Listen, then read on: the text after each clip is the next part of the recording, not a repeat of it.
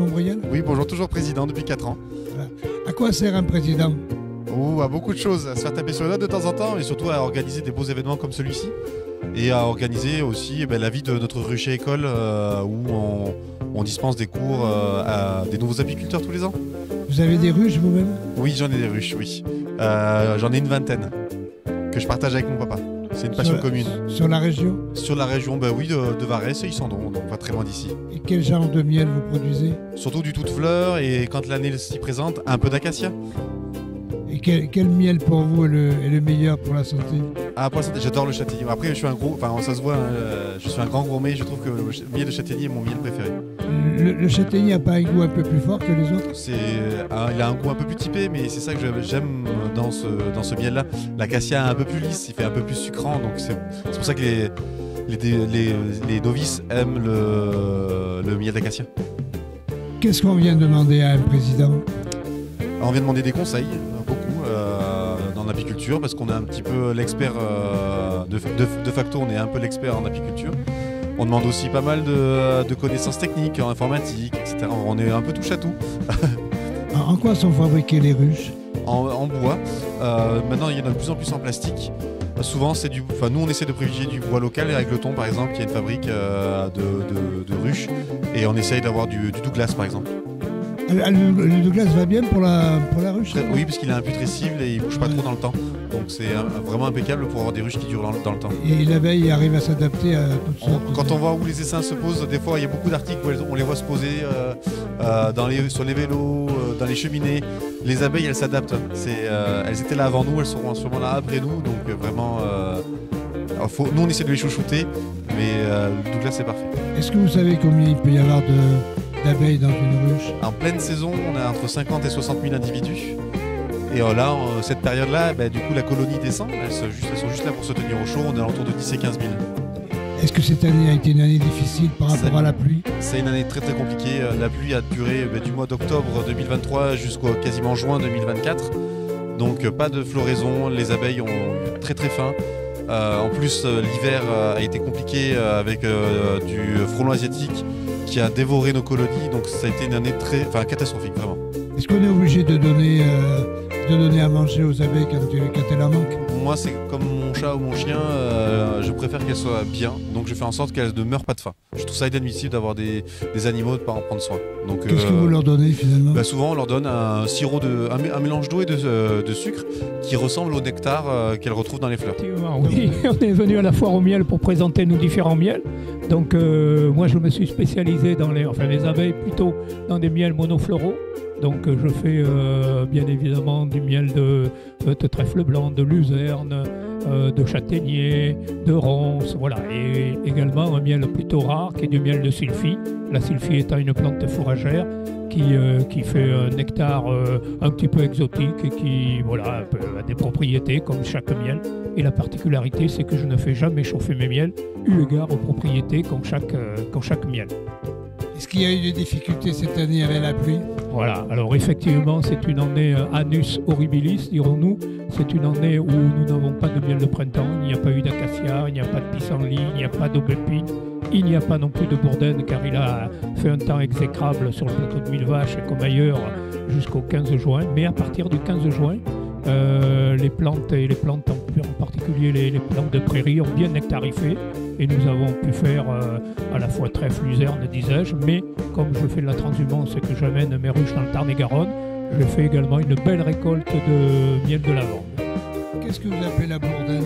La bourdaine, c'est le seul miel, j'allais dire là. C'est une plante primaire qui pousse en zone humide, qui fait des petites fleurs blanches et des fruits rouges puis noirs. Et la particularité du miel de bourdaine, c'est le seul miel qui est en pH neutre. Donc il est plutôt recommandé pour tout ce qui est brûlure d'estomac, etc. Voilà. Donc c'est un médicament, un soignant. Chaque miel a des propriétés. Le miel de pissenlit est un dépuratif du foie. Le miel de trèfle est plutôt dynamogénique. Le miel de châtaignier est recommandé pour la circulation. Voilà. Chaque miel a des propriétés et les propriétés inhérentes à la plante auxquelles l'abeille ajoute des enzymes, puisque, disons-le clairement, le miel est un déglutit de l'animal. Mais il faut quand même faire une curation. Le miel peut être pris pour différentes affections. On a un petit problème de gorge, voilà, de miel de ronce, ou on prendra un peu du miel de lavande, ou on prendra un peu de miel de tournesol. Mais effectivement, le miel aide conséquemment à soigner pas mal d'affections. Vous avez combien de ruches? Oh, j'ai un tout petit cheptel, hein. Je circule avec un tout petit cheptel, puisque m'étant spécialisé dans les miels monofloraux, il ne faut pas avoir un cheptel de plusieurs centaines de ruches. Mais voilà, on fait de l'apiculture depuis 80 ans, donc on a quand même acquis avec le paternel toutes les techniques apicoles. Mais sachant que l'apiculture aujourd'hui est en grande difficulté, eu égard à la fois aux prédateurs, mais aussi parce qu'on a le varroa qui porte bien son nom, Varroa destructor, qui aujourd'hui est à l'origine de l'effondrement du cheptel.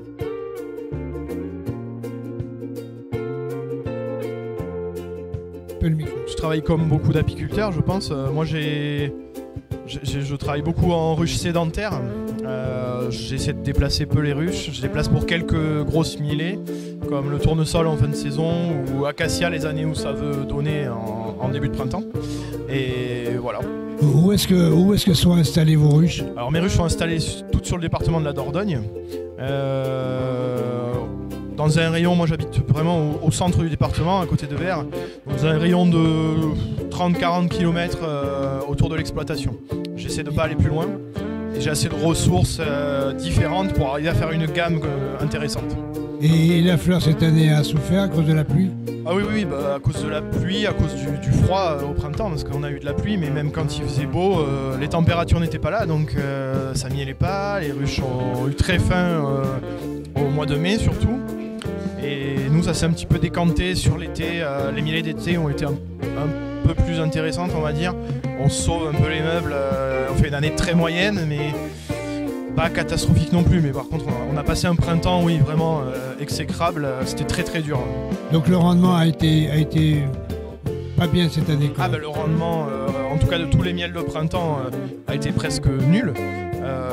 Moi, j'avais un peu de stock de l'année dernière sur les miels de printemps, ce qui me permet de tenir. Mais sinon, non, sur les miels de printemps, miel d'acacia, on fait rien du tout cette année. Et quand c'est comme ça, les abeilles, il faut les nourrir? Et les abeilles, il a fallu les nourrir, exactement. Ouais. Qu'est-ce que vous leur donnez? Alors, du miel si je peux. Et là, vu comme ça partait, on a fini par donner du sirop de glucose, à toute petite dose, pour qu'elle le stocke pas. Mais c'est leur propre miel que vous donnez? Oui. C'est le mien, c'est celui que j'ai voilà, récolté sur les ruches. Voilà. Vous avez une récolte de combien? Enfin, c'est 1 kilo, ça se dit 1 kilo? Non, ça se dit en tonnes, je sais pas. Je sais pas comment on l'évalue, ça dépend des années. Moi, j'ai beaucoup de ruches. On peut faire une année normale, on fait une 30-35 kilos de moyenne. Bon, là, cette année, on est plus à 20, quoi. Bon, ce qui est très bien pour l'année, attention. Mais la qualité ne change pas. Non, la qualité ne change pas. Après, c'est juste le volume qui n'y est pas, quoi. Et on n'a pas la gamme, on n'a pas toute la gamme. Là, on est plus sur des miels d'été et on n'a pas la gamme complète avec des miels de printemps.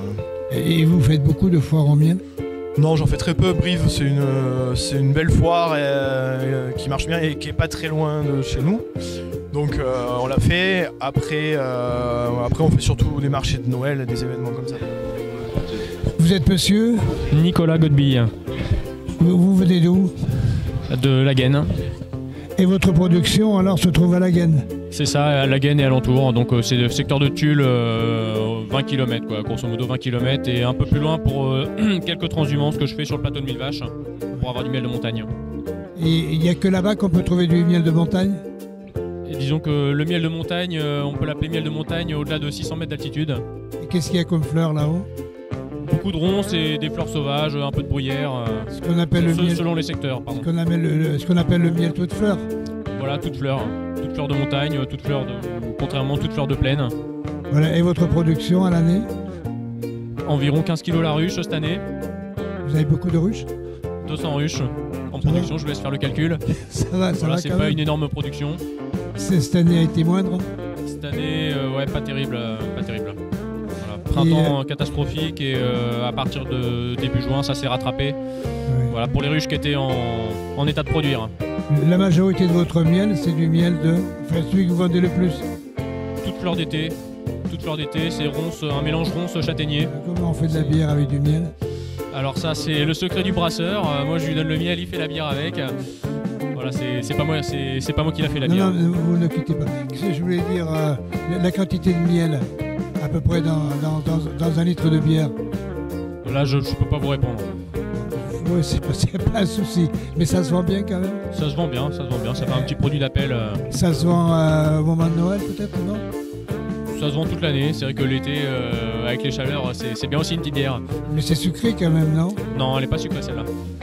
Voilà, c'est une blonde classique avec des arômes de miel. Voilà, une bonne amertume parce qu'on utilise du miel de châtaignier.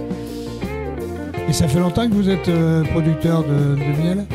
Je me suis installé en professionnel en 2022, c'est assez récent. Donc, oui. Après un parcours de cotisants solidaires, enfin, bon, j'ai monté l'entreprise au fur et à mesure pour assurer. C'est un métier fatigant quelque part un peu? C'est un peu fatigant, ouais. Ça peut fonctionner en dents de scie selon la météo et selon plusieurs facteurs. Et quand vous déplacez les ruches sur le mille vaches par exemple, il n'y a pas trop de vol, je veux dire? Ça m'est jamais arrivé. Ça arrivera sûrement un jour parce que malheureusement. Mais il faut s'y connaître quand même pour aller chercher une ruche à quelqu'un. C'est sûr, il faut être un petit peu apiculteur quand même pour voler une ruche. Voilà, oui. Voilà, on fait pas ça comme ça, sans préparation et sans connaissance. Et l'hiver, que deviennent vos abeilles? Et ben là, elles rentrent en hivernage, donc les températures baissent, elles sortent plus trop de la ruche. Elles vont faire leur vol de propreté quand il y a un rayon de soleil. Elles se nourrissent du miel que vous leur avez laissé Voilà, c'est ça. C'est ça. Là, on a eu cette année une belle arrière-saison avec 15 jours de beau temps sur la floraison du lierre. Donc là, elles se sont bien plombées. Elles ont fait des bonnes provisions.